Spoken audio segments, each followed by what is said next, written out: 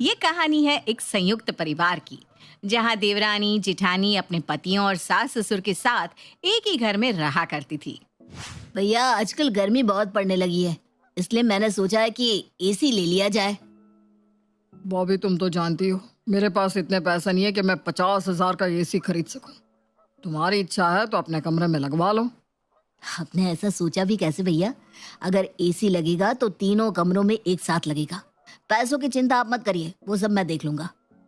बॉबी, हाथी खरीदना आसान होता है लेकिन पालना मुश्किल। अरे हर महीने जो लंबा चौड़ा बिल आएगा उसे कौन भरेगा? भैया मैंने कहा ना, आप चिंता मत करो, सब मैं देख लूंगा। बिल के डर से क्या जीवन भर गर्मी में सड़ते रहेंगे। बॉबी का बिजनेस अच्छा चल रहा था, उसकी इनकम अच्छी थी, जबकि बड़ा भाई विकी एक प्राइवेट कंपनी में कंप्यूटर ऑपरेटर था। उसकी तनख्वाह सीमित थी, इसलिए वो घर खर्च के लिए सीमित ही पैसे दे पाता था। बड़े भाई की आर्थिक स्थिति समझते हुए बॉबी अधिकांश बड़े खर्च खुद ही उठा लिया करता था। एक दिन बॉबी भाई, एक बढ़िया स्कीम लेकर आया हूँ। एक ऐप है, आपको उसे डाउनलोड करना है और उसमें पैसे लगाने हैं। आपको आपके पैसे का 2 गुना पैसा मिलेगा, गारंटेड। अरे पैसा कमाना कोई हलवा है क्या? ऐसे थोड़ी ना होता है। अरे बॉबी भाई, होता है। ये लोग हमारा पैसा स्टॉक मार्केट में लगाते हैं और फिर उस पैसे से बढ़िया बढ़िया रिटर्न कमाकर मुनाफा आपको देते हैं। बॉबी पहले तो काफी नानुकुर करता है, लेकिन फिर दोस्तों की बात में आकर कुछ पैसे लगा ही देता है। वाकई शाम की बात सच निकलती है और 10 दिन में उसका पैसा डबल हो जाता है। अरे वाह, अभी तो मैंने बस 50,000 लगाया था। अगर मैं 10 लाख लगाऊं तो मुझे 20 मिल जाएगा। जल्दी पैसा कमाने के लालच में आकर बॉबी गलती कर बैठता है और क्लाइंट की पेमेंट के लिए रखा हुआ पैसा उठाकर मार्केट में लगा देता है। ये नहीं हो सकता, मेरे 10 लाख रुपए डूब गए। अब मैं क्लाइंट को क्या जवाब दूंगा? वही हुआ जिसका बॉबी को डर था। पैसा ना मिलने पर क्लाइंट ने माल नहीं दिया और पिछले रकम के भुगतान के लिए भी दबाव बनाने लगा। पता नहीं किस मनहूस घड़ी में मैंने उस शाम की बातों पर यकीन कर लिया और सारा रुपया गंवा बैठा। अब क्या करूं, कुछ समझ में नहीं आ रहा। अगर देनदारों को बकाया नहीं दिया तो दुकान बंद करने की नौबत आ जाएगी। सुनिए ना, वैलेंटाइन डे आने वाला है, इस बार ना मुझे डायमंड रिंग बनवा दो। मैं भी अपनी सहेलियों को दिखाकर खुश हो जाऊंगी। क्या हर समय हीरा सोना चांदी करती रहती हो? बस यही चलता रहता है क्या तुम्हारे दिमाग में? अरे दुनिया में और भी बहुत सारी समस्याएं हैं, कभी उनकी तरफ भी अपना ध्यान लगाया करो। अरे ऐसा क्या हो गया जो आप इस तरीके से मुझसे बात कर रहे हैं? नहीं दिलवाना तो मत दिलवाओ, बात तो ठीक से करो कम से कम। रिंकी देखो, मेरा मूड बहुत खराब है। बिजनेस में बहुत लॉस हो गया है। यहाँ सब बेचने की नौबत आ गई है और तुम डायमंड खरीदने की बात कर रही हो। मेरी सारी जमा पूंजी, डिपॉजिट सब चला गया। मैं बिल्कुल बर्बाद हो गया रिंकी। मुझे तो कुछ भी समझ में नहीं आ रहा कि अब क्या होगा। आप परेशान मत हो, भगवान कोई ना कोई रास्ता जरूर निकालेंगे हमारे लिए। कुछ दिन बाद बॉबी, इस महीने तुमने घर खर्च में अपना शेयर नहीं दिया। पिछले महीने भी तुमने आधे ही पैसे दिए थे। ऐसे कैसे काम चल पाएगा? मेरे पास भी खर्चे हैं। तुम्हारे ऊपर तो अभी बच्चों की जिम्मेदारी भी नहीं है, लेकिन मुझे तो अपनी सीमित तनख्वाह में से ही दोनों बच्चों को भी देखना होता है। भैया मेरा बिजनेस बहुत घाटे में जा रहा है, फिर भी मैं कोशिश करता हूँ पैसों का इंतजाम करने की। भाभी ये तो गलत बात है ना, आज तक घर की ज्यादातर जिम्मेदारी हम ही उठाते आए हैं। आज इन्हें बिजनेस में घाटा हो गया तो भैया ने इन्हें पैसे के लिए टोक दिया। आपको भैया को समझाना चाहिए था, उन्हें कितना दुख पहुंचा होगा। संकट में सबसे पहले उनके अपने घर वालों ने ही उनका साथ छोड़ दिया। अरे तुम गलत समझ रही हो रिंकी। भैया अच्छा कमाते हैं, इसीलिए घर की जिम्मेदारियां उठा लेते हैं, लेकिन हमारी कमाई उतनी है नहीं ना, तो कैसे खर्चा उठा पाएंगे? बच्चों की फीस, माँ बाबूजी की दवाइयाँ, तुम समझती हो ना घर में कितना खर्चा है। रिंकी जेठानी की कोई बात सुनना ही नहीं चाहती थी, इसलिए मुंह बनाकर अपने कमरे में लौट आती है। देखा आपने, बस 1 महीना हम पैसा नहीं दे पाए तो भैया ने सामने से आपको टोक दिया। अरे आज हम मुसीबत में हैं तो सब आंखें दिखा रहे हैं, वरना आज तक ऐसा हुआ है कि घर खर्च में आपने अपना हिस्सा ना दिया हो, बल्कि आप तो खुद घर के ज्यादा से ज्यादा खर्च अपने ऊपर लेने की कोशिश करते हो। भैया भी तो मजबूर है, वो खुद जिम्मेदारियों से घिरे हुए हैं। बस बस रहने दीजिए आप। देख लिया मैंने आपके घर वालों को। कल माँ जी भी ना मुझे पैसों का ताना दे रही थी। यही है दुनियादारी, पैसे जाते ही सबसे पहले रिश्तेदार अपनी असलियत दिखा देते हैं। अब चिंता मत करो, आपको अपने ही घर में ऐसे छोटा महसूस करने की जरूरत नहीं है। मैं अपने पापा से बात करती हूँ, वो जरूर हमारी मदद करेंगे। नहीं रिंकी, मैं नहीं चाहता कि मैं तुम्हारे पापा से पैसे लूं। अपने घर में सबकी चार बातें सुनना तो तुम्हें बर्दाश्त है, लेकिन मेरे पापा से पैसे लेकर सम्मान से अपना बिजनेस चलाना मंजूर नहीं। अरे मैं उनकी इकलौती बेटी हूँ, उनका जो भी है सब मेरा ही तो है। और मुझे पूरा यकीन है पापा को आपकी मदद करने में खुशी ही होगी। रिंकी के बार बार समझाने पर बॉबी अपने ससुर तुकाराम से पैसे लेने के लिए तैयार हो जाता है। बेटा, रिंकी ने बताया कि तुम्हारा बिजनेस बहुत घाटे में चला गया है, जिसकी वजह से तुम्हारे ऊपर काफी कर्ज हो गया है। वैसे तो मैं रिश्तेदारी में रुपयों का लेन देन करना कुछ खास पसंद नहीं करता, लेकिन यहाँ बात मेरी बेटी रिंकी के जीवन की है, इसलिए मैं तुम्हें 10 लाख रुपए देने के लिए तैयार हूँ। तुम पैसा ले लो और अपने बिजनेस में लगा दो। व्यापार में तो नफा नुकसान चलता ही रहता है पापा जी। आज मुझे नुकसान हुआ है, कल को फायदा भी होगा। जैसे ही मेरा बिजनेस चलने लगेगा मैं आपके रुपए वापस कर दूंगा। बेटा, 30 साल से मैं व्यापार कर रहा हूँ और व्यापार का गुणा भाग मेरे से ज्यादा कोई नहीं जान सकता। मेरा मूल तो तुम वापस कर दोगे, लेकिन ब्याज का क्या? और एक अच्छा व्यापारी कोई भी घाटे का सौदा नहीं करता। मैं कुछ समझा नहीं पापा जी, क्या कहना चाहते हैं आप? अरे बेटा, मैं तो मजाक कर रहा था। मजाक नहीं समझते क्या? चिंता की कोई बात नहीं, मैंने तुम्हारे अकाउंट में पैसे ट्रांसफर कर दिए हैं। तुम अपना काम आगे बढ़ाओ। तुकाराम ने मजाक कहकर बात को खत्म तो कर दिया था, लेकिन बॉबी को कहीं ना कहीं रिंकी के पिता की कही हुई बातें खटक रही थी। उसे इतना तो समझ में आ ही गया था कि वो मजाक नहीं कर रहे थे। कुछ दिन बीतने के बाद एक दिन तुकाराम का फोन दामाद बॉबी के पास आता है। बॉबी बेटा, कैसा चल रहा है तुम्हारा व्यापार? कोशिश कर रहा हूँ पापा जी, लेकिन अभी तो कुछ खास सुधार नहीं है। थोड़ा समय लगेगा, लेकिन मुझे यकीन है कि सब सही हो जाएगा। अपना पैसा तो डुबा ही चुके हो, मेरा पैसा भी तो ले नहीं डुबोगे ना? अरे आप ऐसा क्यों सोचते हैं? मैं आपकी पाई पाई चुका दूंगा। अरे मैं तो मजाक कर रहा था भाई। बहुत अच्छी बात है, लगे रहो लगे रहो। अच्छा, मैंने ना तुम्हें एक काम के लिए फ़ोन किया था। आज ज़रा दिल्ली गेट से दुकान का थोड़ा सामान उठाना था। मेरी दुकान पर काम करने वाला लड़का 15 दिन से छुट्टी पर है। अगर तुम जाकर सामान ले आओगे तो हमारी बड़ी मदद हो जाएगी। आप परेशान मत होइए पापा जी, मैं जाकर ले आता हूँ। अच्छा, आते हुए ना थोड़ी सब्जियां भी लेते आना। लेकिन पापा जी, सब्जी मंडी तो बिल्कुल उल्टी दिशा में है, उधर जाने में तो 1 घंटा लग जाएगा। अरे कोई बात नहीं ना बेटा, वैसे भी पूरा दिन तुम दुकान पर मक्खी तो मारते हो। कुछ काम करोगे तो तुम्हें भी तो अच्छा लगेगा ना। लेकिन बेटा, दिशा चाहे जो भी हो, सब्जी की जरूरत है तो लानी तो पड़ेगी ही ना। जी ठीक है, मैं कुछ देर में आता हूँ। बॉबी पहले दिल्ली गेट जाकर दुकान का सामान रिसीव करता है और फिर सब्जियां खरीद कर अपने ससुराल देकर आ जाता है। कुछ दिन बीतने के बाद अरे बेटा, पैसा लेते समय तो तुम बड़े प्यार से बात कर रहे थे, और अब कभी पूछते भी नहीं कि ससुर जी क्या हाल चाल है। कहीं उसे किसी चीज की जरूरत हो तो पहुंचाना ना पड़ जाए, यही डर है ना? अरे नहीं नहीं, ऐसी कोई बात नहीं पापा जी। आप बताइए ना, अगर कोई काम है तो। मैंने काम के लिए तो कभी मना नहीं किया। बेटा, कल मेरे कुछ दोस्त आ रहे हैं घर पर, एक छोटी सी पार्टी समझ लो। अच्छा, तुम्हें इस पार्टी में आना जरूर है। मैं अपने दोस्तों से तुम्हें मिलवाता हूँ, सब बड़े बिजनेसमैन हैं, तुम्हारा फायदा ही होगा। कल तो मुझे दुकान पर थोड़ा काम है, आप कर लीजिए पार्टी, मैं फिर कभी मिल लूंगा। देखो बेटा, तुम्हारा बिजनेस तो ठप हो गया है, और मेरा अनुभव यही कहता है कि अब तुम चाहे जितने जतन कर लो, वो फिर से चलने वाला नहीं है। आखिर कब तक उस मरे हुए शेर में जान फूंकते रहोगे? हम तो यही कहेंगे कि तुम आओ, आकर हमारा काम संभालो, अपनी काबिलियत हमारे बिजनेस में दिखाओ। मेरा जमा जमाया काम है, इससे अच्छा मौका तुम्हें और कहीं नहीं मिलेगा। पापा जी, ऐसा बिल्कुल भी नहीं है कि मेरा बिजनेस कभी नहीं चलेगा। बस कुछ दिनों की बात है, मैं अपनी तरफ से पूरी कोशिश कर रहा हूँ। जल्दी ही मैं आपका सारा पैसा लौटा दूंगा। मैं तो तुम्हारे भले के लिए कह रहा हूँ, कल सुबह 10 बजे तक घर पर पहुंच जाना।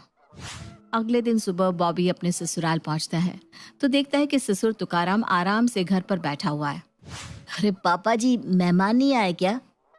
मेहमानों को आने में अभी समय है। तुम्हें सुबह 10 बजे मैंने इसीलिए बुलाया था ताकि तुम यहाँ आकर तैयारी में थोड़ी मदद कर सको। चलो, अब तुम जाओ, जाकर बाजार से थोड़ा राशन और बाकी का सामान भी ले आओ। फिर घर पर आकर मेहमानों के स्वागत की तैयारी करवा देना। थोड़ी ही देर में मेहमान आने लगते हैं। अरे तुकाराम जी, ये आपका दामाद है क्या?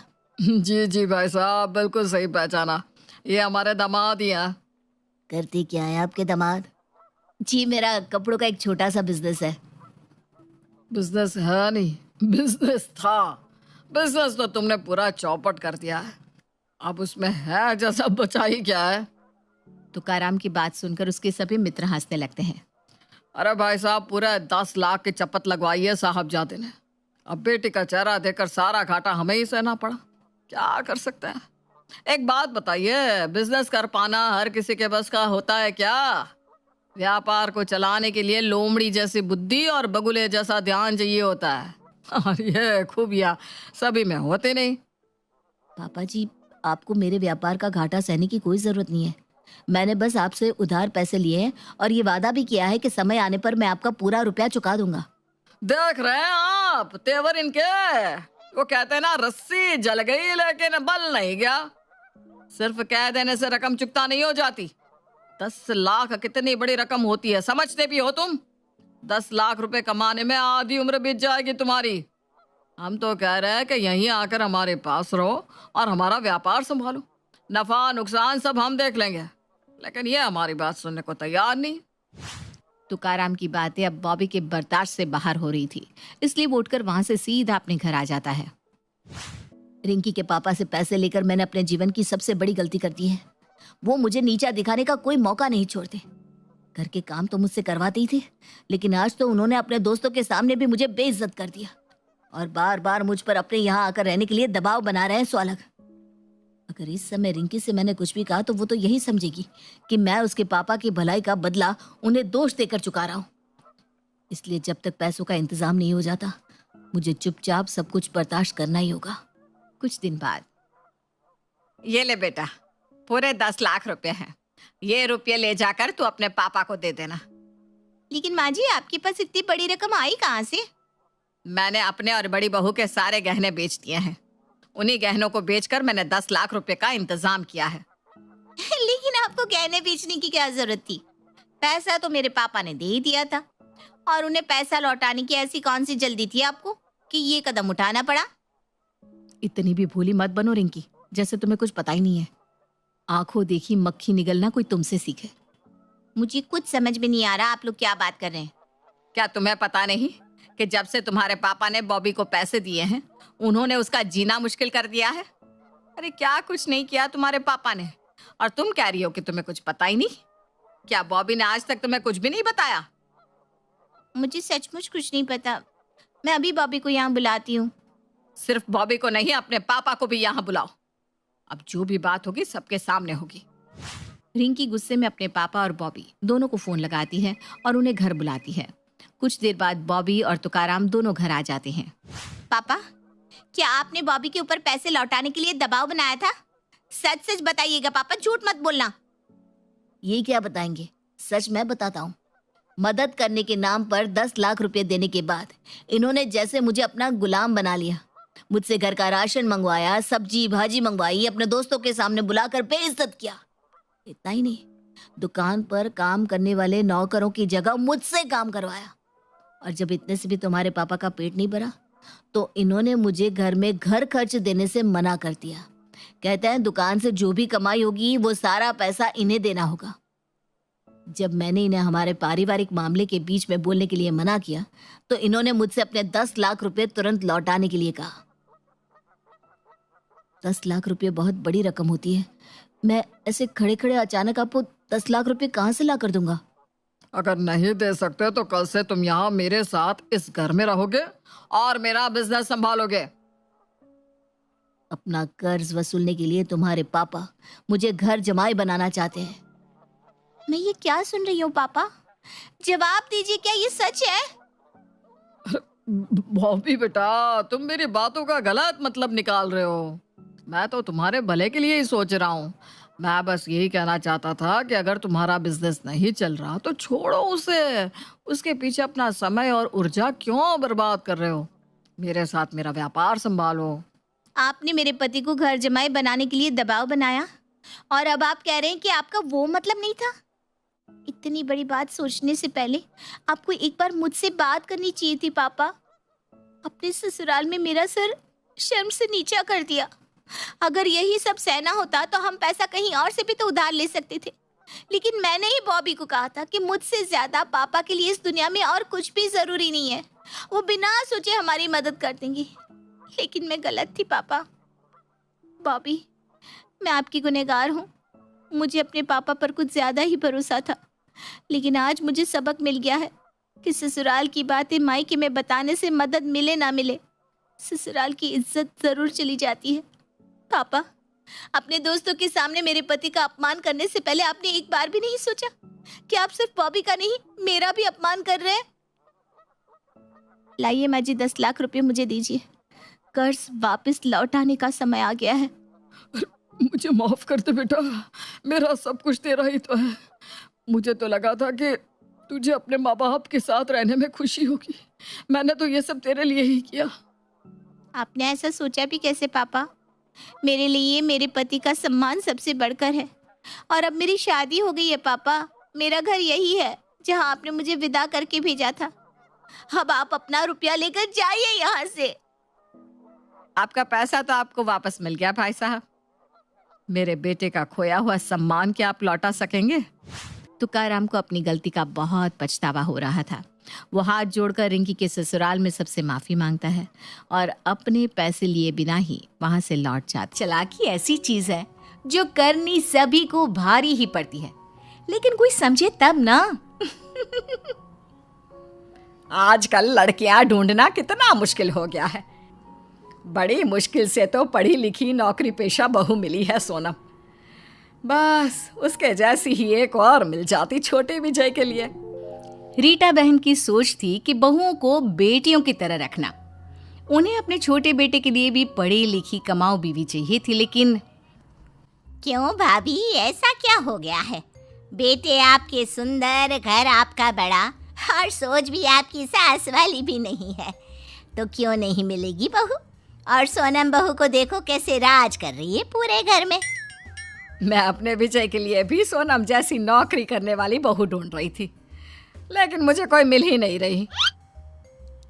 काम करने वाली बहू? लेकिन भाभी ऐसा क्यों? क्योंकि आजकल के लड़कों को ऐसी ही लड़कियां ज्यादा पसंद होती है जो उनके कदम से कदम मिलाकर चले, अपने पति की बराबरी करे। कल को एक की नौकरी ना रहे तो दूसरा सहारा बने। जेठानी जो मन में सोचती है कि भाई छोटी भी नौकरी पेशा आ गई तो घर का काम कौन करेगा, उसे देवरानी नहीं बस एक नौकरानी की तलाश थी। अरे कैसी बात कर रही है माँ? मैं तो नौकरी पेशा होकर पछताती हूँ। वो भी आ जाएगी तो कैसे घर का कामकाज होगा? अरे मेरे लिए तो ऐसी बहू भी चलेगी, लेकिन क्या मेरे विजय को ऐसी बीवी चलेगी? मेरा क्या है, आज हूँ कल नहीं।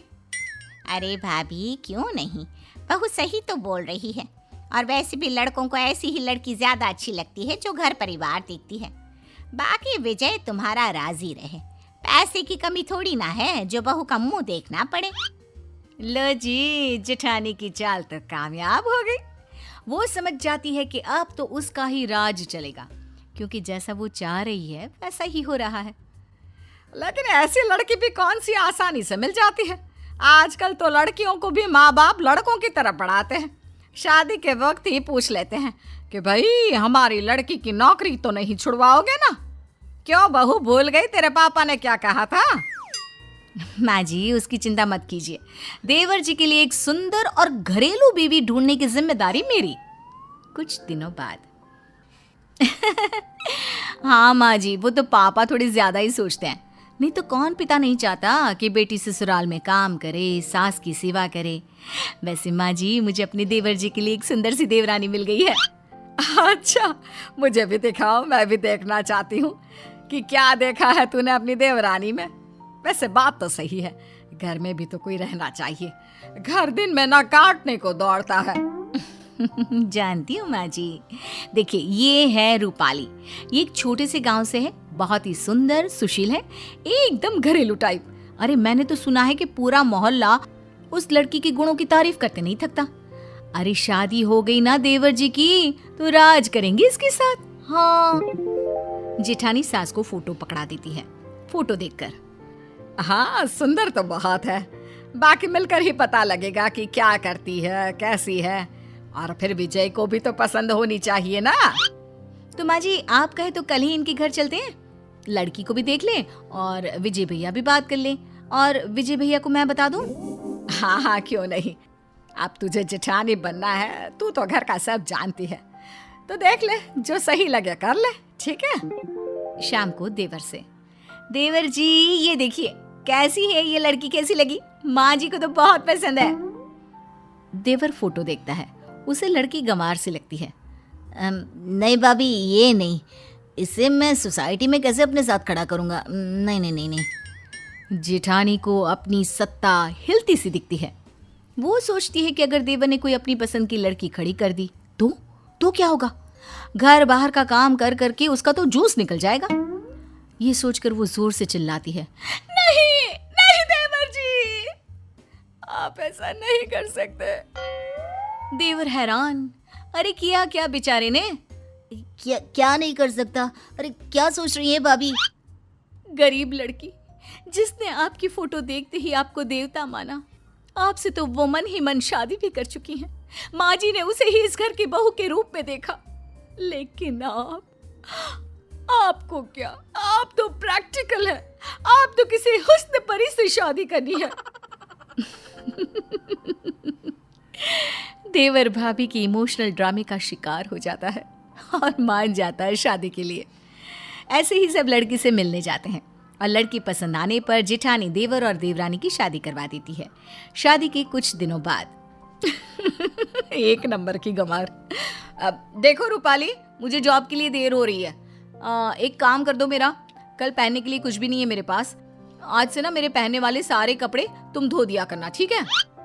देवरानी जो जेठानी के सारे हुक्म किसी आका की तरह माना करती, वहीं जेठानी भी अपने गेम को खुल कर खेल रही थी। शाम को, अरे बहू, मेरे लिए जरा एक कप चाय बना कर लाना। रूपाली, माँ जी को एक कप चाय बना कर दे दो। लेकिन भाभी मैं तो... प्लीज रूपाली, मैं एक बहुत इंपॉर्टेंट काम कर रही हूँ, उसे बीच में छोड़कर नहीं जा सकती। जी ठीक है। अच्छा हुआ मैं अपने लिए एक घरेलू देवरानी ढूंढ कर लाई। अब मेरा काम बहुत आसान हो गया है। मुझे बस जॉब का काम करना पड़ता है, क्योंकि घर के काम तो प्यारी प्यारी देवरानी संभाल लेती है। वाह जी वाह, कितनी समझदार हूँ मैं। लेकिन दिन एक से नहीं होते। जो नया होता है वो एक दिन पुराना हो जाता है और वो रंग सामने आता है जो उसका असली रंग होता है। और फिर, रूपाली जरा मेरा फोन पास करना, और वो फोन में चार्जिंग नहीं होगा, मेरे बैग में चार्जर रख देना। और हाँ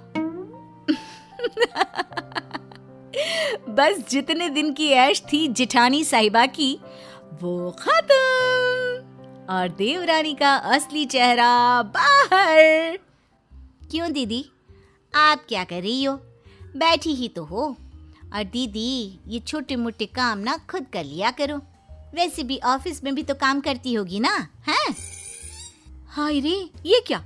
सत्ता तो अभी तो बनी थी, आक्रमण हो गया और पूरा ख्वाबों का किला धुस। ओए सुन, ज्यादा बोलने की जरूरत नहीं है, गंवार कहीं की। मैं ना होती तो किसी गांव के घर में चूल्हा फूंक रही होती। ओए होए, ये मुंह और मुख की दाल, मैं कहाँ बैठी होती ये आपको ज्यादा पता है।